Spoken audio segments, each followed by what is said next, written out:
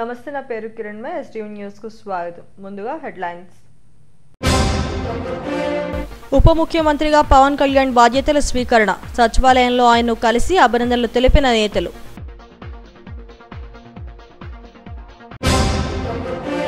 గంజాయి డ్రగ్స్ నివారణకు 100 రోజుల ప్రణాళిక. హోంమంత్రిగా బాధ్యతలు స్వీకరించిన అనిత. విశాఖ స్టీల్ ప్లాంట్ ను కాపాడే బాధ్యతను తీసుకుంటా. దీక్షా శిబిరంలో టీడీపీ రాష్ట్ర అధ్యక్షుడు పల్లా శ్రీనివాస్ హామీ. కేజీహెచ్లో నెలలు నిండని బిడ్డ ఆరోగ్యం కోసం తండ్రి కష్టం. సహాయకులు లేకపోవడంతో ఆక్సిజన్ సిలిండర్తో తండ్రి తపన. ఉప ముఖ్యమంత్రిగా జనసేన అధినేత పవన్ కళ్యాణ్ విజయవాడ క్యాంపు కార్యాలయంలో బాధ్యతలను స్వీకరించారు. అలాగే పంచాయతీరాజ్, గ్రామీణాభివృద్ధి, ఆర్డబ్ల్యూఎస్, పర్యావరణ, శాస్త్ర సాంకేతిక, అటవీ శాఖ మంత్రిగా ఆయన బాధ్యతలు చేపట్టారు. పలు దసరాలపై ఆయన సంతకాలు చేశారు. కూటమిలో భాగస్వామ్య పార్టీగా ఉన్న జనసేన అధినేత పవన్ కళ్యాణ్కు ఉప ముఖ్యమంత్రి పదవి లభించింది. డిప్యూటీ సీఎంగా విజయవాడలోని క్యాంప్ కార్యాలయంలో ఆయన బాధ్యతలు స్వీకరించారు. తన ఛాంబర్లో పూజలు నిర్వహించిన అనంతరం దసరాలపై సంతకాలు చేశారు. తొలుత ఉపాధి హామీ పథకానికి ఉద్యానవన పనులను అనుసంధానించే నిధుల మంజూరు దస్త్రంపై, గిరిజన గ్రామాల్లో పంచాయతీ భవనాల నిర్మాణ దస్త్రంపై సంతకాలు చేశారు. అనంతరం సోదరుడు నాగబాబు, వివిధ శాఖల అధికారులు, ఎమ్మెల్యేలు, మంత్రులు, నేతలు పవన్ కు అభినందనలు తెలిపారు.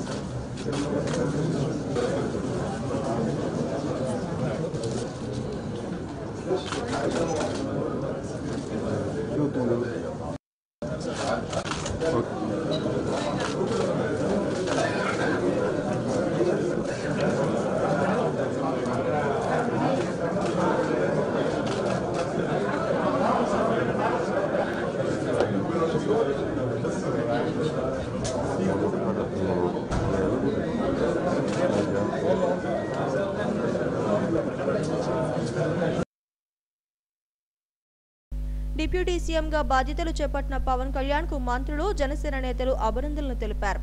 మంత్రులు నాదెండ్ల మనోహర్, కందెల దుర్గేష్, ఎంపీ తంగెళ్ల ఉదయ్ శ్రీనివాస్, ఎమ్మెల్యే వంశీకృష్ణ శ్రీనివాస్, పిఠాపురం మాజీ ఎమ్మెల్యే వర్మ తదితరులు పవన్ కు అభినందనలు తెలిపిన వారిలో ఉన్నారు.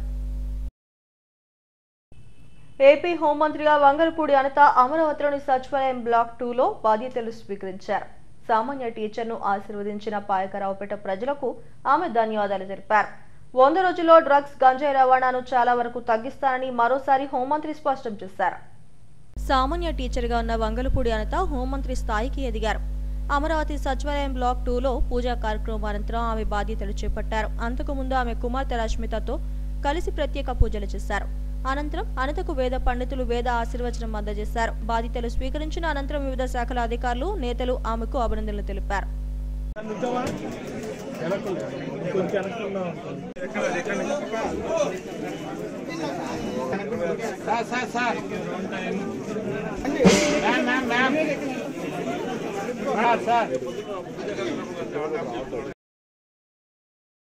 రాష్ట్ర ప్రజలు సీఎం చంద్రబాబు ఆశీస్సులతో హోంమంత్రిగా బాధ్యతలు చేపట్టానని అనిత అన్నారు. సామాన్య టీచర్ను ఆశీర్వదించిన పాయకారావుపేట ప్రజలకు ఆమెకు ధన్యవాదాలు తెలిపారు. నాపై ఉంచిన గురుతర బాధ్యతను సమర్థవంతంగా నిర్వహిస్తానన్నారు. దిశ పోలీస్ స్టేషన్లను మారుస్తానన్నారు. పోలీసుల్లో పాత ప్రభుత్వ ఆలోచనలో ఎవరైనా ఉంటే పక్కకు తప్పుకోవాలని సూచించారు. సామాజిక మాధ్యమాల్లో మనోభావాలు దెబ్బతీసేలా ఎవరైనా వ్యవహరిస్తే కఠిన చర్యలు తీసుకుంటామన్నారు. బాధితులు కేసు రీఓపెన్ చేయాలని కోరితే తప్పకుండా చేస్తామని వెల్లడించారు. ఆంధ్రప్రదేశ్ రాష్ట్ర ప్రజల దయ వల్ల, ముఖ్యంగా పాయకరావుపేట నియోజకవర్గ ప్రజల ఆశీస్సులతో, చంద్రబాబు నాయుడు గారి ఆశీస్సులతో, లోకేష్ బాబు గారి తాలూకా మాకు కృషితో ఈరోజు ఆంధ్రప్రదేశ్ రాష్ట్ర హోమ్ మినిస్టర్గా బాధ్యతలు తీసుకోవడం జరిగింది. ఈరోజు అందరికీ కూడా, మా అందరికీ కూడా గుర్తుండిపోయే రోజు. ఎందుకంటే ఎన్నో స్ట్రగుల్స్ ఫేస్ చేసి ఈరోజు అధికారంలోకి వచ్చిన తర్వాత కూడా సామాన్య మధ్యతరగతి కుటుంబానికి సంబంధించిన నేను ఒక సామాన్య టీచర్ని హోమ్ మినిస్టర్గా చేసిన చంద్రబాబు నాయుడు గారికి, లోకేష్ గారికి, పవన్ కళ్యాణ్ గారికి, ఎన్డీఏ లీడర్స్ అందరికీ కూడా, ముఖ్యంగా నా పాయకరపేట నియోజకవర్గ ప్రజలందరికీ కూడా పేరు పేరున ధన్యవాదాలు, నమస్కారాలు తెలియజేసుకుంటున్నా. ఏదైతే చంద్రబాబు నాయుడు గారు మా మీద పెట్టిన ఈ గురుతర బాధ్యతని సమర్థవంతంగా నిర్వహిస్తామని, దానికి ప్రతి ఒక్కరు కూడా సహాయ సహకారాలు అందించాలని నేను మనస్ఫూర్తిగా కోరుకుంటున్నా. ఏదైతే లాస్ట్ 5 yearsలో లా అండ్ ఆర్డర్ విషయంలో చాలా ఇబ్బందికరమైన పరిస్థితులు ప్రజలందరూ ఎదుర్కొన్నారు. ముఖ్యంగా గంజాయి డ్రగ్స్ విషయంలోని కానీ, విచ్చలవిడిగా ఉన్న గంజాయి డ్రగ్స్ నిర్మూలించడం కానీ, అదేవిధంగా అమ్మాయిల మీద జరుగుతున్న అఘాయిత్యాల మీద ఉక్కుపాదం మోపడం కానీ, రాబోయే కాలంలో లా అండ్ ఆర్డర్ విషయంలో ఎక్కడా కూడా ఎటువంటి ఇబ్బంది లేకుండా ఆంధ్రప్రదేశ్ ప్రజలందరూ కూడా సుఖ సంతోషాలతో ఉండాలని మనస్ఫూర్తిగా కోరుకుంటూ, దానికి మేమందరం కూడా కృషి చేస్తాం. దానికి ప్రజలందరి దగ్గర నుంచి కూడా సహాయ సహకారాలు అందించాలని, మీడియా పరంగా మిమ్మల్ని అందరినీ కూడా సహాయ సహకారాలు అందించాలని మనస్ఫూర్తిగా కోరుకుంటున్నాం. యాక్చువల్గా ఒక బడ్జెట్ రిలేటెడ్ సంబంధించిన మన ఓటింగ్ సంబంధించిన బడ్జెట్ రిలేటెడ్ మీద ఈరోజు పెట్టడం జరిగింది. ఫస్ట్ బడ్జెట్ పెట్టడం జరిగింది. ఇంకా మేము కూర్చోవాలి, ఒకసారి ఒక మీటింగ్ కూర్చోవాలి యాక్చువల్గా. ఎందుకంటే చాలా ఇష్యూస్ ఉన్నాయి. ఇప్పుడు దిశ పోలీస్ స్టేషన్, ఆల్రెడీ దిశ చట్టం ఏమీ లేకుండా దిశ పోలీస్ స్టేషన్స్ అనేది మార్చారు. ఆ దిశ పోలీస్ స్టేషన్ అనేది పేరు కూడా మార్చాలి. అట్ ద సేమ్ టైం చాలా ఇష్యూస్ ఉన్నాయి. పోలీస్ డిపార్ట్మెంట్ వాళ్ళు చాలా ఇబ్బందులు వాళ్ళు ఎదుర్కొంటున్నారు. డిపార్ట్మెంట్ వైజ్గా ఇబ్బందులు చాలా ఉన్నాయి వాళ్ళకి కూడా. ఈవెన్ ఇప్పటికీ కూడా కొన్ని పోలీస్ స్టేషన్లోని మినిమం ఎమ్యూనిటీస్ లేకుండా వాళ్ళు ఇబ్బందులు పడే పరిస్థితి కనిపిస్తూ ఉంది. అలాంటి విషయంలోని కానీ రాబోయే సిచ్యువేషన్స్లో ఇప్పుడు గాంజా డ్రగ్స్ విషయంలో ఏదైతే ఇనిషియేషన్ తీసుకున్నామో దాని మీద కూడా ఒక టాస్క్ ఫోర్స్ ఏర్పాటు చేసుకొని దాన్ని కూడా ముందుకు తీసుకెళ్లే కార్యక్రమంలో రేపు ఫర్దర్గా మేము కూడా ముందుకెళ్తాం. విజయవాడ ఎన్నికేపాడు నుంచి తాడిగడప వెళ్లే 100 అడుగుల రోడ్లో నూతన క్యాంప్ కార్యాలయాన్ని హోంమంత్రి అనితకు ఇచ్చారు. అక్కడ శాస్త్రోక్తంగా ఆమె గృహప్రవేశం చేశారు. ప్రముఖ పారిశ్రామికవేత్త లయన్స్ గవర్నర్ పుట్టగుంట సతీష్ కుమార్ కు చెందిన 4 అంతస్తుల నూతన భవనంలో హోంమంత్రి నివాసం ఉండనున్నారు. పోలీసు అధికారులతో సమీక్షలు కూడా నిర్వహించేందుకు వీలుగా ఏర్పాట్లు చేశారు. స్టీల్ ప్లాంట్ ను పరిరక్షించే బాధ్యతను పూర్తిగా తాను తీసుకుంటానని టీడీపీ రాష్ట్ర అధ్యక్షుడు గాజువాక ఎమ్మెల్యే పల్లా శ్రీనివాసరావు హామీ ఇచ్చారు. కుర్మన్నపాలెం వద్ద దీక్ష శిబిరాన్ని ఆయన సందర్శించారు. స్టీల్ ప్లాంట్ కార్మికులు, నిర్వాసితులు తనకు అండగా నిలిచారని, అందుకు ప్రతి ఒక్కరికి ధన్యవాదాలు తెలిపారు. ఎంతో మంది ప్రాణత్యాగాలతో స్టీల్ ప్లాంట్ ఏర్పడిందని, దీన్ని ప్రైవేట్ పరం కాకుండా చూసుకునే బాధ్యతను తాను తీసుకుంటానని హామీ ఇచ్చారు. కేంద్ర రాష్ట్ర ప్రభుత్వాల దృష్టికి తీసుకువెళ్లి ఆర్థికంగా ప్లాంట్ ను ఆదుకునే ప్రయత్నం చేస్తానన్నారు. రాష్ట్రంలోని అత్యధిక మెజారిటీ ఇచ్చిన స్టీల్ ప్లాంట్ కార్మికులు, నిర్వాసితుల రుణం తీర్చుకుంటారని చెప్పారు. ఎంతో మంది త్యాగాలతో ముందుకు వెళ్తుంది. ఇక్కడ ఉన్నటువంటి కార్మికులకి, నిర్వాసితులకి, యువ నాయకులకి, యువ కార్మికులకి అందరికీ కూడా భరోసా కల్పించాలి. నేను మీకు అండగా ఉంటాను. నన్ను ఏదైతే ఇంత అత్యధిక మెజారిటీతో నన్ను గెలిపించారో ఆ రుణం ఖచ్చితంగా ఈ ప్లాంట్ను పరిరక్షించి తీర్చుకుంటాను అని చెప్పి భరోసా కల్పించడానికి ఇక్కడ రావడం జరిగిందండి. ఖచ్చితంగా మరి కార్మికులందరికీ కూడా నేను భరోసా ఇచ్చాం.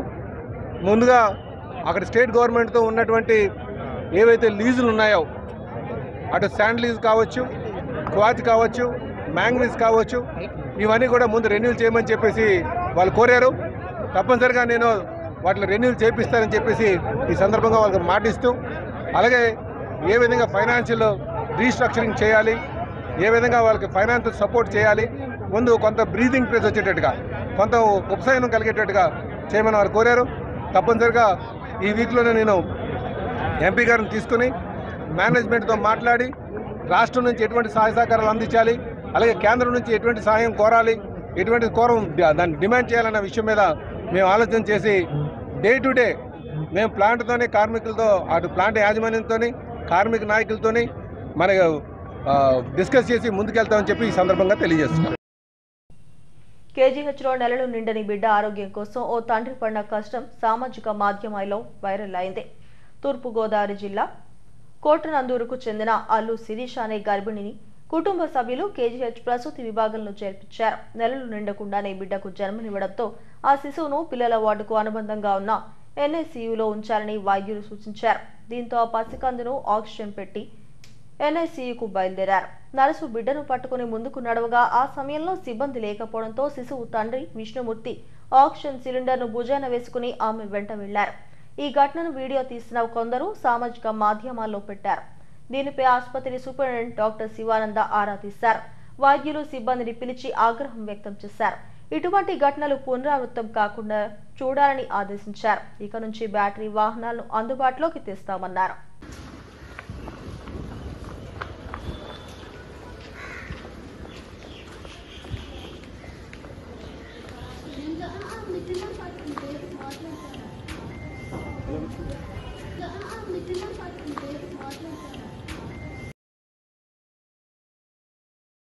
టీటీడీ ఈవో శ్యామలరావు తిరుమల ప్రక్షాళన చేసే పనిలో నిమగ్నమయ్యారు. రెవెన్యూ, వస్తీ, ఐటీ విభాగాలను పరిశీలించారు. రద్దీ సమయంలో బయట క్యూలైన్లను పర్యవేక్షించడానికి ప్రత్యేక ఏఈఓను నియమించారు. తిరుమలలోని గోకులం విశ్రాంతి భవనంలో అధికారులతో సమీక్ష నిర్వహించి పలు కీలక సూచనలను చేశారు. శ్రీవారి మెట్టు కాలిబాట మార్గంలో 1200 మెట్టు వద్ద దివ్య దర్శనం టోకెన్ స్కానింగ్ తిరిగి పునరుద్ధరించాలని ఆదేశించారు. నారాయణగిరి షెడ్ల వద్ద వైకుంఠం కంపార్ట్మెంట్ల మాదిరిగానే ఎలక్ట్రానిక్ డిస్ప్లే బోర్డులను భక్తుల సమాచారం కోసం ప్రదర్శించాలని ఆదేశించారు.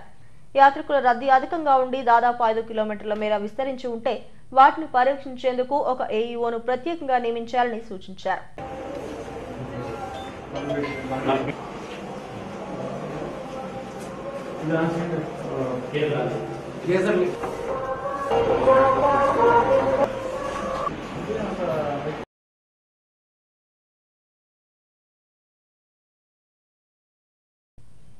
పల్నాడులో ఒక ఆయిల్ ట్యాంకర్ బోల్తా పడింది. చుట్టుపక్కల ప్రజలు ఆయిల్ కోసం ఎగబడ్డారు. దీంతో కిలోమీటర్ల మేర ట్రాఫిక్ జామ్ అయిపోయింది. సత్తెనపల్లి నియోజకవర్గం రాజుపాలెం మండలం పెద్దనెమిలి గ్రామం వద్ద ఆయిల్ ట్యాంకర్ బోల్తా పడింది. ఇందులో ఉన్న ఆయిల్ కోసం స్థానికులు, గ్రామస్తులు పెద్ద ఎత్తున ఎగబడ్డారు. పోలీసులు రంగప్రవేశం చేసి ఆయిల్ ట్యాంకర్ ను పక్కకు తప్పించి ట్రాఫిక్ ను క్లియర్ చేశారు.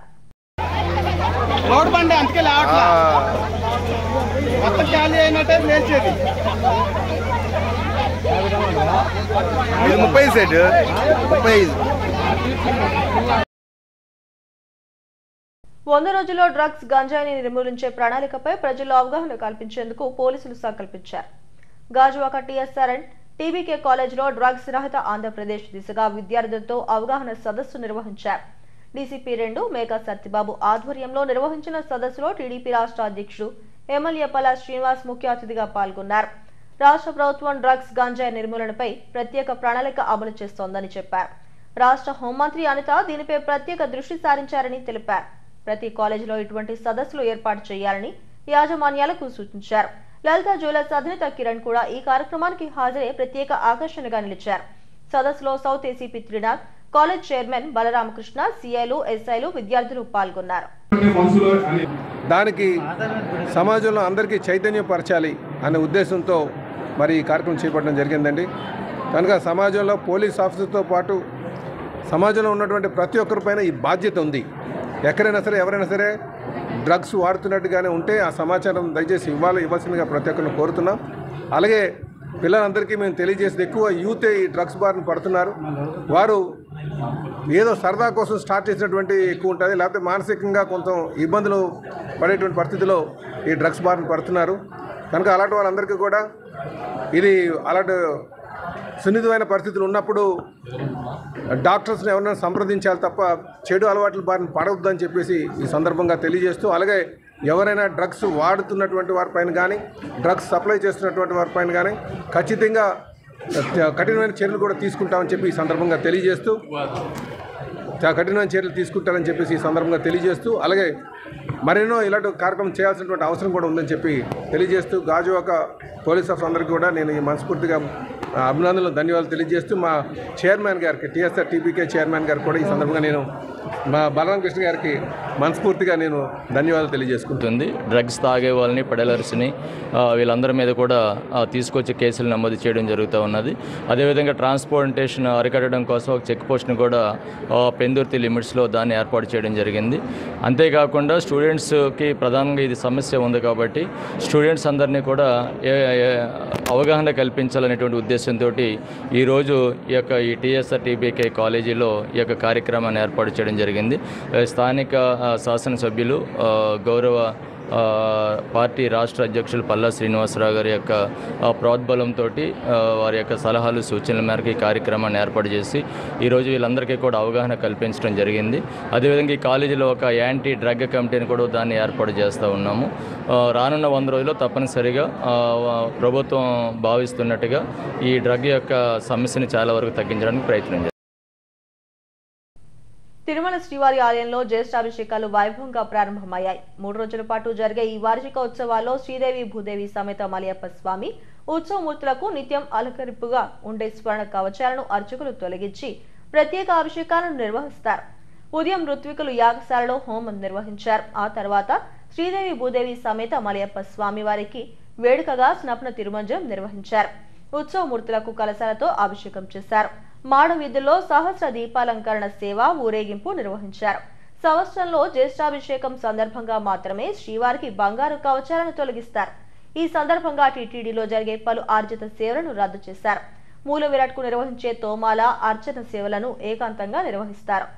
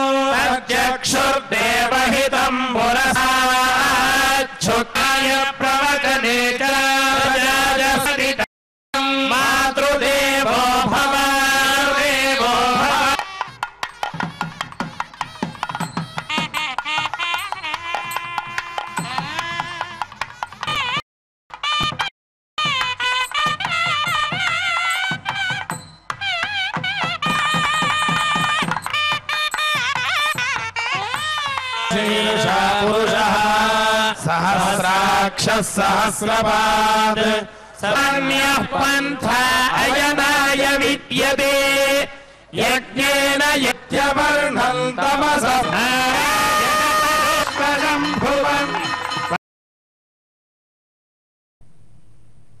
ఏయూ డాక్టర్ వైవీఎస్ మూర్తి ఆడిటోరియంలో ఈ నెల 22 నుంచి 25వ తేదీ వరకు శంకరాచార్యులు రచించిన భజగోవిందంపై ప్రవచనాలను నిర్వహిస్తున్నట్లు నిష్కమ ఫౌండేషన్ కోశాధికారి కె భారతి తెలిపారు. బుధవారం ఏర్పాటు చేసిన మీడియా సమావేశంలో ఇందుకు సంబంధించిన పోస్టర్ను ఆవిష్కరించారు. ఈ నెల 22వ తేదీ నుంచి ప్రతిరోజు సాయంత్రం 5:30 నుంచి 6 గంటల వరకు భజనలు, 6 గంటల నుండి 7:15 వరకు ప్రవచనాలు జరుగుతాయన్నారు. నిష్కామ ఫౌండేషన్ వ్యవస్థాపకులు అరుణజీ భజగోవిందం 31 సూక్తులు, జీవన విధానాలను ఈ ప్రవచనాల్లో తెలుపుతారన్నారు. శంకరాచార్యులు తమ ప్రబోధాల ద్వారా నిత్య జీవితంలో ఏర్పరచుకున్న మోహాల నుంచి విముక్తి పొందే మార్గాలను చూపారని తెలిపారు. 4 రోజుల పాటు ప్రవేశం ఉచితమని భజగోవిందం కార్యక్రమాన్ని విజయవంతం చేయాలని కోరారు. ఈ సమావేశంలో ఫౌండేషన్ ప్రతినిధి ఎన్ శాంతిప్రియ, ఎం అనురాధ తదితరులు పాల్గొన్నారు. ఉచితాలు బాగుపడ్డాయండి. అయితే ఇలాంటి 4-డే లెక్చర్ సిరీస్ మటుకు మేము మొదటిసారి చేస్తున్నాము వైజాగ్లో. ఈ లెక్చర్ సిరీస్కి అడ్వాంటేజ్ ఏంటంటే రెగ్యులర్ క్లాసెస్కి రాలేని వాళ్ళు, రెగ్యులర్ క్లాసెస్ అంటే వీక్లీ ఒక క్లాసులు సంవత్సరాల పాటు జరుగుతుంటాయండి మాకు. ఈ ఫిలాసఫీ కానీ మనం యూత్కి అందజేస్తే వాళ్ళ మెంటల్ హెల్త్ మెరుగుపడే ఛాన్సెస్ చాలా ఎక్కువగా ఉంటాయండి. సో మా టార్గెట్ గ్రూప్ యూత్ అండి. ప్లస్ ఇది కాకుండా మేము వేదాంత స్ప్రెడ్ చేయటమే కాకుండా మేము చాలా సామాజిక యాక్టివిటీస్ కూడా చేస్తున్నాం. 31 శ్లోకాలు ఉంటాయండి భజగోవిందంలో. ఆ 31 శ్లోకాలు కూడా 31 సూక్తులండి మన జీవితాన్ని నడపటానికి. భజగోవిందాన్ని మోహముద్గర అని కూడా అంటారండి. మోహం అంటే మీ అందరికీ తెలిసిందే, ముద్గర అంటే హ్యామర్, సుత్తి. సో మన జీవితంలో మనకి ఎన్నో మోహాలండి. పిల్లలపై మోహాలు, పేరు ప్రఖ్యాతులపై మోహాలు, ధనంపై మోహం. సో ఈ మోహాలన్నీ కూడా శంకరాచార్యులు ఒక సుత్తితో కొట్టి పారవేస్తున్నారు. సో ఈ క్లాసెస్ మా గురుగారు చాలా సరళంగా అందరికీ అర్థమయ్యేటట్టు విత్ ఎగ్జాంపుల్స్తో పాటు ఈ 4 రోజుల పై చెప్తారండి. సో మా కోరిక ఏంటంటే వైజాగ్ ప్రజలందరూ కూడా ఆడిటోరియంకి వచ్చి, డాక్టర్ వైవీఎస్ఎన్ మూర్తి ఆడిటోరియంకి వచ్చి ఈ క్లాసుల్ని వినాలని మేము కోరుకుంటున్నామండి. 22 నుంచి 25 వరకు వైవీఎస్ మూర్తి ఆడిటోరియంలో జరుగుతోందండి. ఇది ప్రవేశం అందరికీ ఉచితమండి. సాయంత్రం 5:30 నుంచి 5:45 వరకు భజనలు జరుగుతాయండి. తర్వాత మేడం ఉపన్యాసం 6 నుంచి 7:15 వరకు జరుగుతుందండి. అందరూ తప్పనిసరిగా వచ్చి మా విజయవంతం చేయాలని ప్రార్థిస్తున్నాం. ప్రోగ్రామ్కి అటెండ్ అవ్వటం ద్వారా, ఈ మేడం గారి ప్రవచనాలు వినటం ద్వారా వచ్చిన వాళ్ళందరూ కూడా వాళ్ళ జీవిత దిశానిర్దేశం మీద ఒక స్పష్టతను అయితే పొందుతారని నేను ఆశిస్తున్నాను. అది జరుగుతుంది కూడా. యూనియన్ బ్యాంక్ విశాఖ జోనల్ కార్యాలయం ఆధ్వర్యంలో ఎండాడలోని ప్రభుత్వ అంధ బాలికల ఆశ్రమ పాఠశాలలో సామాజిక సేవా కార్యక్రమాలు నిర్వహించారు. Bank MD and CEO Manimekalai ముఖ్య అతిథిగా హాజరయ్యారు. విద్యార్థినులకు క్రీడా దుస్తులు, జాతీయ క్రికెట్లో పాల్గొనే విద్యార్థినికి ప్రత్యేక కిట్ను, పాఠశాలకు 2 ఎయిర్ కండిషనర్లు, బీరువా, ఆర్బిట్ బ్రెయిలీ రీడర్లతో పాటు పిల్లలకు తినుబండారాలను అందజేశారు. అనంతరం పాఠశాల ప్రాంగణంలో మొక్కలు నాటారు. ఈ కార్యక్రమంలో GM Rajiv Shah, Shalini Menon, DGM B Shankar Rao, Shankar, Krishnaiah, Sudhakar Rao తదితరులు పాల్గొన్నారు. ప్రభుత్వ అంధ బాలికల ఆశ్రమం పాఠశాల ఎండాడ బీచ్ రోడ్ విశాఖపట్నం వారికి యూనియన్ బ్యాంక్ వారు సుమారు అనేక లక్షల ఖరీదైనటువంటి వస్తువులు అంటే 2 ఏసీలు, 4 బ్రైలీ ఆర్బిట్ రీడర్స్ అంటే బ్రైలీ రన్నింగ్ కోసం, అలాగే బ్రైలీ కిట్స్ పిల్లలకి, అలాగే స్పోర్ట్స్ కిట్స్, అలాగే ఒక స్టోరేజ్ కంటైనర్, ఈ ఐటమ్స్ అన్నింటినీ కూడా పాఠశాలకు అందించారు. వారికి మా పాఠశాల సిబ్బంది తరపున, మా పిల్లలందరి తరపున, యూనియన్ బ్యాంక్ సిబ్బంది అందరికీ కూడా హృదయపూర్వక ధన్యవాదాలు తెలియజేసుకుంటున్నామండి. అదే కాకుండా ఈ పాఠశాలలో ఎంతోమంది యాక్టివిటీస్ చేసినప్పటికీ ప్రస్తుతం యూనియన్ బ్యాంక్ వారు నిర్వహించినటువంటి కార్యక్రమం చాలా గతంలో ఎన్నడూ లేనంత స్థాయిలో బాగా ఘనంగా నిర్వహించారు. దీని పిల్లలు కూడా చాలా సంతోషంగా ఉన్నారని తెలియజేయడానికి ఆనందిస్తున్నాను. నెక్స్ట్ అలాగే వీరి సహకారం ఇక ముందు కూడా ఉండాలని కోరుకుంటూ thank you to all. Union bank అందరికీ థ్యాంక్ యూ అండి. లైట్ కమర్షియల్ వెహికల్ సెగ్మెంట్లో అశోక్ లేలాండ్ మరో 2 సరికొత్త వాహనాలను మార్కెట్లోకి ప్రవేశపెట్టింది. లక్ష్మీ మోటార్స్ ఆధ్వర్యంలో దోస్త్ ఎక్సెల్, బడా దోస్త్ ఎల్ఎన్టీ వాహనాలను లాంచ్ చేశారు. బిర్లా జంక్షన్లోని లక్ష్మీ ఆటోమోటివ్స్ అశోక్ లేలాండ్ షోరూంలో సరికొత్త వాహనాల ఆవిష్కరణ ఘనంగా జరిగింది. చిన్న వాణిజ్య వాహనాల్లో ఇప్పటి వరకు 9 వెహికల్స్ను విడుదల చేశారు. మార్కెట్ అవసరాలకు అనుగుణంగా దోస్త్ ఎక్సెల్, బడా దోస్త్ ఎల్ఎన్టీ వాహనాలను Ashok Layland area manager Nazeer, Lakshmi Motors CEO Srinivas, GM కృష్ణలతో కలిసి విడుదల చేశారు. అనంతరం లక్కీ డ్రాలో కస్టమర్లకు బహుమతులు అందజేశారు.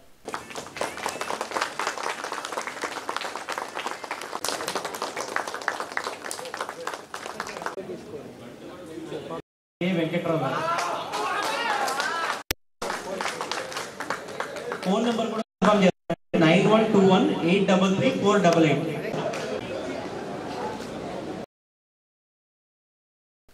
చిన్న వాణిజ్య వాహనాల్లో వినియోగదారుల నమ్మకాన్ని చూరగొంటూ ముందుకు సాగుతున్నామని Ashok Layland area manager Nazeer, Lakshmi Motors GM Krishna, CEO Srinivasulu తెలిపారు.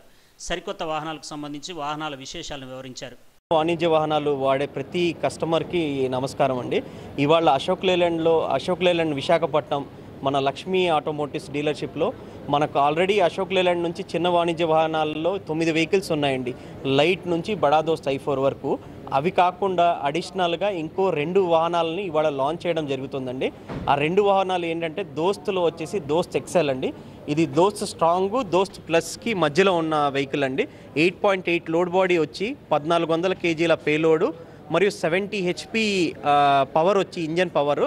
నెక్స్ట్ వచ్చేసి దీనికి 5 ఇయర్స్ లేదా 5 ఇయర్స్ లేదా 2 లక్షల కిలోమీటర్ల వారంటీ అండి. Superior warranty. ఈ వారంటీకి కాంపిటీషన్లో కూడా ఎవరి దగ్గర ఈ రేంజ్లో ఇంకా అక్కడి నుంచి వెనక్కి చూసుకోకుండా దాదాపుగా ఇందాక మా జిఎం చెప్పినట్టు, కృష్ణ గారు చెప్పినట్టు దగ్గర 10,000 వెహికల్స్ క్రాస్ చేసాం ఆల్రెడీ. పర్ మంత్ 2,000 వెహికల్స్ మేము సర్వీస్ చేస్తాము ఎవ్రీ మంత్. మిగిలిన 8,000 ఎక్కడికి వెళ్ళినాయి అంటే కొన్ని వెహికల్స్ యాక్సిడెంట్ అవ్వచ్చు, కొన్ని మళ్ళీ ఎక్స్చేంజ్ చేసి మళ్ళీ కొత్త బోర్డు తీసుకుని ఉండొచ్చు, రకరకాలుగా. అలా ఓవరాల్గా 10,000 వెహికల్స్ అయితే మేము అమ్మటం జరిగిందండి. అలా లైట్తో స్టార్ట్ అయ్యి ఈ రోజుకి బడా దోస్తు తీసుకొచ్చాం. ఇప్పుడు బడా దోస్తులో మన ముందు చూశారు కదా మీరు, లైట్ స్ట్రాంగ్ ఎక్సెల్ ఒకటి, తర్వాత i4 బడా దోస్తు, ఈ 2 బళ్ళు లాంచ్ చేయడం జరిగింది. బడా దోస్తు మన టోటల్ సేల్ పర్ మంత్ మనకి ఒక 120 వెహికల్స్ ఉంటే దాంట్లో 60% వెహికల్స్ బడా దోస్తే వెళ్తున్నాయి. వాహనాల ప్రారంభోత్సవం సందర్భంగా పలువురు కస్టమర్లను సత్కరించారు. తొలి రోజు 2 వాహనాలను డెలివరీ చేశారు. ప్రారంభోత్సవ ఆఫర్గా మొదటి రోజు బుక్ చేసుకున్న వారికి 50 గ్రాముల వెండి క్యాష్ డిస్కౌంట్ అందజేశారు. హెడ్లైన్స్ మరోసారి. ఉప ముఖ్యమంత్రిగా పవన్ కళ్యాణ్ బాధ్యతల స్వీకరణ. సచివాలయంలో ఆయన్ను కలిసి అభినందనలు తెలిపిన నేతలు.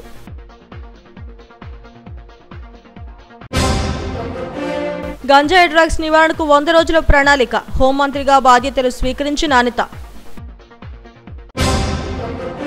విశాఖ స్టీల్ ప్లాంట్ను కాపాడే బాధ్యతను తీసుకుంటా. దీక్షా శిబిరంలో టీడీపీ రాష్ట్ర అధ్యక్షుడు పల్లా శ్రీనివాస్ హామీ.